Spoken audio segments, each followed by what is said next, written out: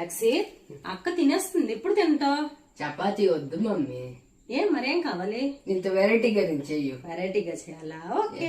రోజు మా ఆయనకి టిఫిన్ చేసి మాకు కూడా టిఫిన్ తినడమే ఎక్కువ అలవాటు అయిపోయిందండి. అందుకని ఈ రోజు చపాతీ చేసి పిల్లలకి ఇస్తే, చపాతీ వద్దు మమ్మీ బోర్ కొడుతుంది చపాతీ, ఇంకేదైనా దీంతో వెరైటీగా చేయని అడుగుతున్నాడు మా బాబు.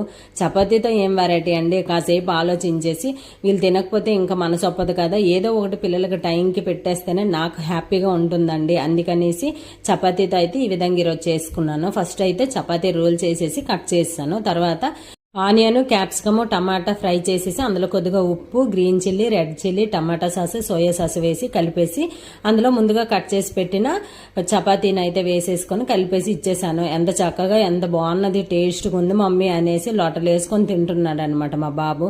పిల్లలకి న్యాచురల్గా ఏది పెట్టినా కూడా సరిగా తినరండి. అది కొద్దిగా డిఫరెంట్గా వెరైటీగా చేస్తేనే మంచిగా ఇష్టపడి తింటారనమాట. అందుకే ఒక్కసారి మీరు కూడా ఇలా ట్రై చేయండి, చాలా బాగుంటుంది కూడా. వీడియో నచ్చితే లైక్ చేయండి. Bye bye.